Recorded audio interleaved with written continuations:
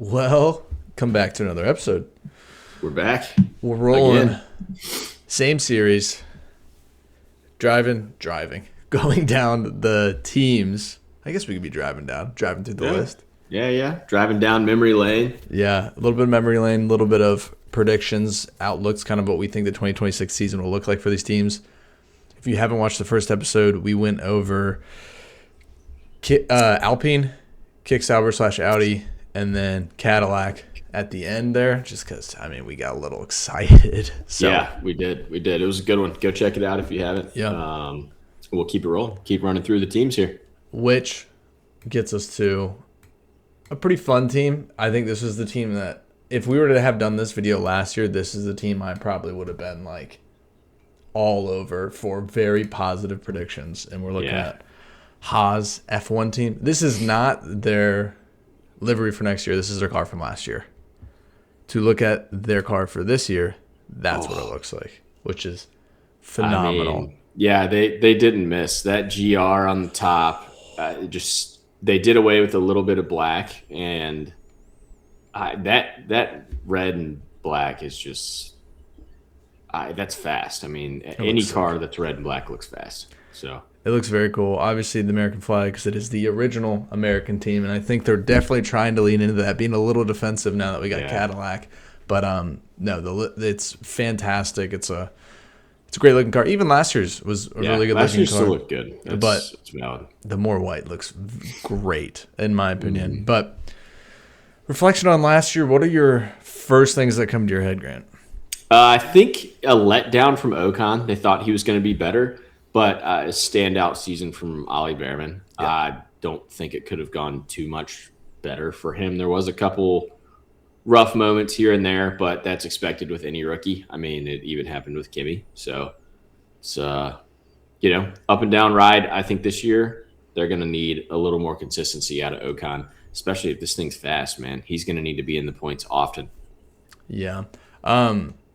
Reflection on last year, it was kind of similar to a lot of the other teams where, once again, you kind of talked about it, but you have a rookie and then you have a veteran driver. Same thing with Kick, with Nico and Gabriel Bortoleto. Esteban looked like he was going to be the stronger guy. He was going to be the team leader, but towards the end, it really just ended up being Ollie being the guy that was in the points more often. I do remember obviously every rookie had a horrible drive except for Kimi in Australia, including Ollie. And I just remember then you go to China, and then it was the iconic Chow moment where Ollie's starting to get the feel for the car. Remember, he passed like 7 people, and every single time he passed somebody, he hit him with the Chow. And that was where I was like, all right, this guy's still got the juice we remember from the season prior when he was in the Ferrari subbing in for Carlos after he got his appendix out. It's a great team. Kind of still feels like this guy right here is going to get poached for Ferrari, especially with Lewis potentially in the latter half of his career, which also could be a total BS call on my part right there, because he might love this regulation. You just really never know. Yeah, that's super true. That's the best part about going into a new series of car here is guys could get revitalized. What if Nico Hülkenberg just goes on a tear? Yeah. Anything's possible.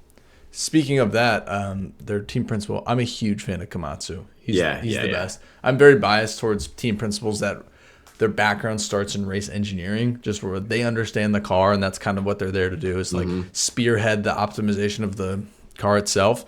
He mentioned that there's going to be a huge margin, not even in car design, but more over who can figure out this 50-50 battery to engine balance. And him saying that, I'm like blindly trusting this dude, obviously. But I'm with you. A driver can just figure it out. Like, it could click with Bottas. Like, it could click with anybody better than the rest. I think it's going to click with one of the younger rookies over. That's just where my brain goes, because they don't have like the muscle memory already clocked into the previous generation of cars. Yeah. But that's where it gets exciting. I could definitely see Ollie having a breakout year. They've got a lot more sponsorship going into now. We mentioned the ad of the GR right here. That is Toyota's stamp. Racing department. Yeah, that comes with endless money. And we may have touched on this before, but I think a thing that can slip your mind on this is they're probably getting developmental help on parts from Toyota. Probably. I don't know if that's confirmed or not. But Toyota's one of the most reliable cars on the road. they last for forever. Anything you can get from them is probably going to be a good part, and it's going to last. So if these guys can figure out the battery stuff and nail it like you were talking about, and have a car that can just get through the season without issues, you have a Ferrari power unit, Yep. which is looking to be okay. So if we're starting there, I think your odds of having a good season are definitely there. So I'm excited to see what they can do. I mean, really. Yeah, I think I predicted Alpine having a better year. I don't see them having a year dramatic enough to overtake a team like Haas. I feel like the momentum's in their favor. The sponsorship with Toyota is no coincidence that Komatsu is Japanese. Yeah. So that connection just kind of made itself happen. And I'm with you. Like, you could say, like, somebody might be like, Toyota's like a road vehicle. Why can you say it's reliable? I mean, if you want to go Japanese power units and engines in general, Red Bull Racing with the Honda for so long was fantastic. So, yeah. I mean, I could see it translating pretty well. I don't know, but that's just my thoughts. I think the car's looking mean. They have a driver lineup that they really do get along, which is great because Ocon does not have the best history with his teammates, but absolutely not. He's kind of stepped into a mentor role, so it's been cool to see. And I see them carrying over in kind of a not scorching hot way, but just advancing up. Like, I don't see it being anything crazy, but I see it being an improvement of last year when it comes to constructors. Yeah, I'm with you. I think they started to pick up a little momentum and gain a little traction, and they should carry that into this year. I mean, good driver lineup, good car, enough funding. Granted, they did all their R&D and crossed all their T's and dotted all their I's. It'll be good. And I mean, look, the day we're filming this is the day before day one testing in Bahrain. So, I mean, tomorrow afternoon. A lot of things can happen. Tomorrow afternoon, I'm excited to see where we fall here. I'm gonna be sitting at work with it on my laptop. I'm gonna be like, come on, just show me some cars on the track. Yeah, I want to see something moving. If I had to give, I'm not giving final predictions, but this is last year's standings. I could see them jumping up into like 7th or 6th. I think this you can see how tight this battle was right here. Yep. Even the 3 teams we're actually going over today. I think it'll probably stay pretty tight. Yeah, I agree. But a lot of it just has to do with it's 3 different power units in these cars. So I really just think it has to do with which one performs better.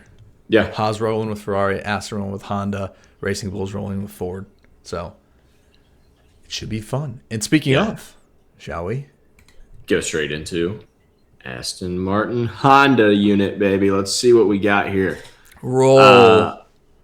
Roll with Stroll. Roll with Stroll, we can't forget. That's the title of the video. Last season, I am gonna again. They probably punted way earlier than they said they punted, but knowing that they had Newey in their back pocket and he was about to design a rocket ship is, that gives you a lot of reason to say, all right, look, let's just drive what we got here. Sorry, boys. But, Lance Stroll started hot and then cooled off. Yeah. Fernando is Fernando. You put Fernando in a fast car, he's going to race. So, but focusing on last year, I think I don't even know if I'd call it a letdown. It's probably just kind of what they thought was going to happen. A little bit lukewarm. They knew it was kind of a transition period from out with the old, in with the new coming next year. And as you said, hiring Newey halfway through the season, it kind of felt like, all right, this is kind of a bridge year. Like, we're not going to go all in on this. Unlike McLaren, who went all in on last year because they knew they had the chance to win the Constructors again and get a driver's title. They were like, we know this isn't our time, and that's okay. So why go crazy over it? We talked about it off stream, but a large portion of the shares for Aston Martin were sold to the Saudis. They got new investors, new money coming in. It's a new look internally for the team. Externally, this is a great transition, by the way, that I just pulled this off. But externally, car looks pretty similar. This is the new livery. It's sleek. I'll give them that. It's sleek. It looks fine. I'm a sucker for that green. So I know you like that green. I don't love it, man. I love it, dude. It's just classic. Like, it doesn't look bad. The all black, we talked about this off stream too here, was the all black that they broke out when it broke down after 10 minutes was arguably one of the coolest looking cars I've ever seen. I think Adrian Newey's trying to strike a little fear into everyone too, because he said this car has some things has some things that have never been done before. It's like, oh gosh, what does that mean? I don't know what it means. That's the thing. My Yeah. only so last year's reflection, if I were to go like strict formatting for how this is, last year's reflection was I was hilariously intrigued with how well Lance Stroll was doing in the beginning. It was awesome. And we had like a guy commenting on a lot of our videos. Roll with Stroll just being like, "Come on, dude, you're not even including him in the top 10 when you're giving your rankings and your predictions for the races." But he started off really hot. It was pretty funny to see, and then cooled off dramatically, and then Fernando kind of stepped into that plate.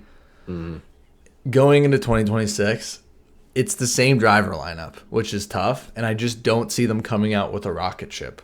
I think Honda will probably develop a great power unit. Yeah.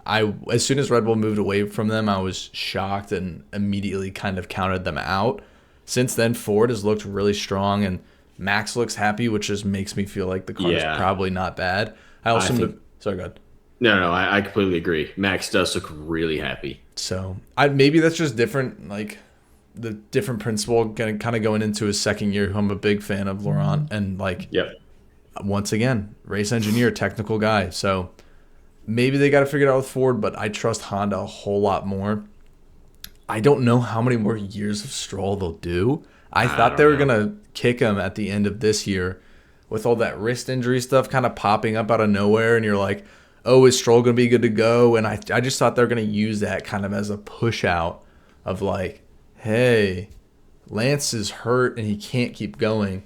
But as we talked about off stream, while we weren't recording, Lawrence popped up in some emails recently. Yeah, he's getting in the mix with a dicey crowd. That's so you never know what happens there. Maybe he's forced out of Aston and his shares are all gone. That makes things interesting. Then a spot opens up. Gone with the wind. But we won't. We won't know until we know. Scroll down. Who's their reserve driver? Their reserve driver. It's a great question, Grant. Jack Crawford. He's an American kid.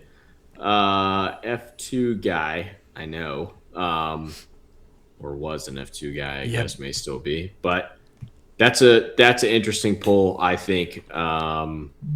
Surely he's gotten to put his butt in the seat for this thing, at least in a simulator, and kind of see how it goes. I think that'd be really cool. I mean, I'm all for these guys, these reserve drivers, even just getting to go during practice once they're in the middle of the season. Like, I love that. I think you get to show the next generation of drivers a little bit to an extent. But, Honda is going to make a good power unit. They always have. If it is problematic, that'll be a shock. I think one thing to note is going into these new regulations, it may be possible to kind of over-engineer a car. And Adrian Newey has hit the nail on the head every single time with cars he's developed, especially new regulations. But that breakdown does make you wonder, is something going on with how he has this thing designed where it's putting too much stress on the engine or something like that they're going to have to make adjustments. So it'd be really cool to see how this one plays out. But I think, I'm with you. Kind of a steady 2026 season, nothing earth-shattering. I would say, so they finished P7 in the constructors. As I talked about it, just kind of that flip-flop of those three spots, 6, 7, 8. I just think it's going to be right around there. But I do have some feelings that this might be Stroll's last year. Feel like we keep saying that. But I feel like how the Saudis have worked in all sports everywhere. They purchased out UFC, WWE, and a bunch of like Live Golf. They just make dramatic changes when they want to because they have the money to do it. Yeah. I just wouldn't be shocked if this is kind of it. There were rumors at the end of last season that Charles Leclerc was getting offers that are big checks coming from Aston. Maybe they make a swing in the offseason at the end of this year if this lineup just doesn't do it for them. I wouldn't be shocked if they even fall behind. Even if they have a better car, I just see Lance being outdriven by a lot of the other drivers, Ali and Esteban included, if they in get that a decent midfield car. battle. Yep, you're 100% right. But I say that, dude, and then Stroll's going to come out and he's going to drop I P5 know. like first race of the I know. season. He's gonna qualify P7 and like So, finish P4. yeah. And I don't know. Like, I think Stroll's kind of in a weird spot where, like, everybody probably doesn't like, he feels like everybody hates him on the paddock because his seat's low key, high key given to him. So, kind of feel for the guy every once in a while where you're like, seems like he's probably got a weird life, weird situation where it's like given to him, and at the same time he's like, maybe I want to earn it. But Yeah, so I'm never rooting against him, but I'm also never like really screaming at the TV, go Stroll. yeah. So that's I my am final for take. Fernando though. Yeah, you love Fernando. I'm a Fernando groupie. Which, I mean, hard to hate the guy. Yeah, he's a beast. He got electrocuted and Stopped aging. yeah, stopped aging. It's facts. Thinks he's 27. It's crazy. I mean, rookie year, we'll see how he does. Yeah. All right, jumping over to the Racing Bulls. Good livery. Good. This is last year's. Better than this year's livery for sure. This is last Yeah. year's. We'll jump to what it looks like this year. It's okay. It's okay. I mean, it looks like a Hot Wheels car. I don't know if I said that in the first video where we talked about liveries. It looks like Hot Wheels. yeah. I mean, it's good. Don't get me wrong. It's good. The white Last wheel year. caps is interesting and cool. I think that's the biggest differentiating factor. I don't love how they implemented the Ford blue and then the black in with this car as much as I like it for the main Red Bull. Yeah. I heard somebody mention how they wish they used the accent green a little bit more on the vehicle Yeah, for the Cash App. But I don't know. I'm pretty lukewarm on it in just comparison to last year's, which was the best livery on the grid, hands down. Oh, yeah. Zero competition. It was fantastic. It was the best car ever. And it was a good car, too. To start the season, it kind of fell off a little bit. But, I mean, Isaac Hadjar and Liam Lawson drove the crap out of that car. Yep. Liam Lawson did drive the crap out of that car. And, like, if you watched the first half of the season, you would say, dude, what the heck are you even talking about? This guy can barely get off the start line. He started ripping. The second half of the season, he's finishing P6, obviously dive bombing everybody in sight. Nobody's safe, especially Carlos Sainz for some reason. He's a Kiwi, bro. He is a mad Kiwi lad. But he had it out for Carlos majority of that year. Yeah, the amount he of did. contacts they had together. So I didn't like him at times, but I did love the redemption arc that he brought with him. Last year was great. We saw a podium for VCARB as well with Isaac Hadjar, Isaac, yep. who, of course, you see. Where's Isaac? Where's Isaac? Isaac. He leapfrogged Liam. He's now the driver for Red Bull. Yep. But this lineup can be great. Obviously, we haven't seen Arvid Lindblad, but this has been the promised child of Red Bull for the past 2 to 3 years. Yeah, he could be a cheeky little bloke, man. He could be fast. It's another thing we just don't know. There was a comment today that I saw that said Lando Norris said this car feels like an F2 car. Yeah, I heard him say that too. So it's like Yep. you got these homies that are still kind of fresh on their brain from F2. They could rip these things. I feel like just size-wise. But my initial thought this is off topic, but when I heard that comment was Oscar Piastri's going to absolutely He's gonna cook. torch Because it, yeah. Oscar was fantastic in F2. So I was like, Yep. dude, this is so over. This is Oscar's year. Of course, I'm biased. If anybody's watched anything, I'd get that donut straight to the Krispy Kreme factory when it comes to Oscar. So. Yes. Yeah, extra glaze. But what's your reflection on last year for the VCARB team? Similar to you, not a letdown at all. I think where it ended was probably P6. where they thought it would. There's the midfield battle. Like Williams obviously got a crazy jump on everybody. Which I don't think either of us saw them going 9 to 5th. No. In a year. No. Definitely not. But you've got you got 2 young guys. I love a veteran and rookie lineup, but I also love 2 young guys going at it. They both have something to prove. Liam Lawson's coming off a really good season. Hadjar is too, and I think if they would have kept Lawson and Hadjar, it would have been crazy. And we've talked about this some. You put Lindblad in that Red Bull, you might be doing him a disservice. You could be really messing him up there. But anyway, last year, probably right where they thought they were going to finish. Honestly, they had a bad skid, and if they would have had some good finishes in there where they got nothing, the gap to Williams would have shrunk a little bit, wouldn't have caught him. But Yeah.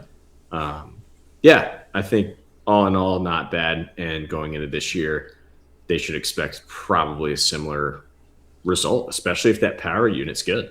Yeah, I think it really has to do with the power unit. I'm much more optimistic about the driver development with Red Bull now that they've kind of kicked the old management with Christian Horner and what the heck is that old guy's name?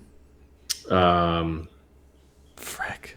Keep going. I don't remember it. Whatever. Helmut Marko. There you go. Thank you, bro. Good recovery there. But now that they're out, I feel a lot better just about driver development. Obviously, we saw the worst of it for Lawson. We've seen even worse of it for Yuki, who should have been starting in the Red Bull last year, except for they switched it after 2 races, which was insane. Yeah.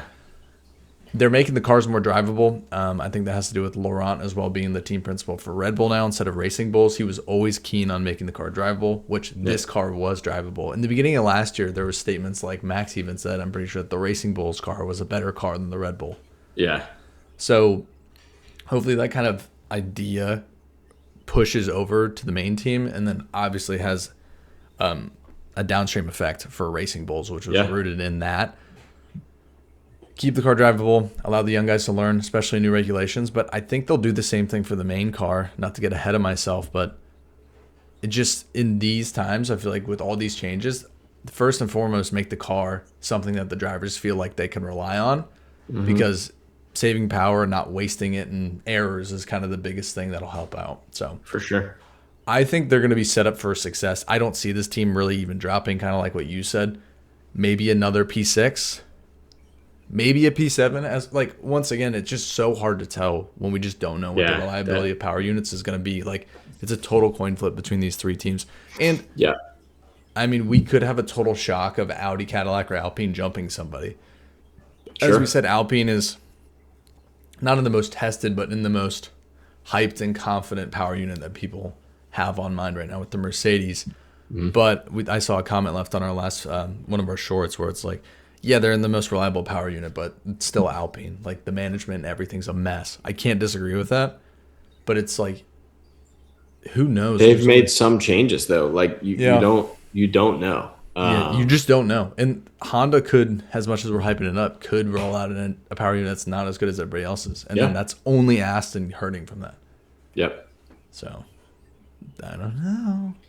It's this. We said it last year. We'll say it again this year. The midfield battle is gonna be great. So intriguing because the teams at the top inevitably pull away, and you have teams that are duking it out for, P4 and P5 were taken last year by Ferrari and Williams with a good buffer in between. But why'd you say it like that, dude? 6, 7, 8. It's gonna be anybody's game. I mean, especially with another team on the grid. Yeah. I mean. True. Yeah, we could see like, I don't know. I don't see the field being as tight this year as it was last year.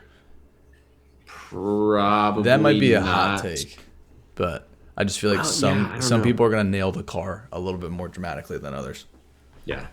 But I know the whole point of these cars is to keep the gaps tighter and make overtaking a lot easier, but I just think some people are going to nail it, and then as the years go on, the gap's going to close because everybody's going to start figuring it out. But it's a big change. It's dramatic. Yeah.